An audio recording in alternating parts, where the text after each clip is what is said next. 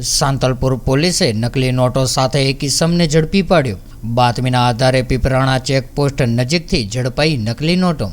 500ના દરની 446 નોટો મળીને કુલ 2,23,000ની નકલી નોટો ઝડપાઈ। સાંતલપુર પોલીસે ગણેશ નામનો ઇસમ રહે બીકાનેર રાજસ્થાનનો જે નકલી નોટો સાથે ઝડપાઈ આવ્યો હતો, ત્યારે નકલી નોટો લઈને ગણેશ નામનો ઇસમ મોરબી તરફ જઈ રહ્યો હોવાની માહિતી સામે આવી હતી। સાંતલપુર પોલીસે નકલી નોટો સાથે ઝડપાયેલ ગણેશ તેમજ નોટો આપનાર દેવકિશન ઓઝા તેમ બંને ઇસમો સામે ફરિયાદ નોંધીને આગળની કાર્યવાહી હાથ ધરી છે।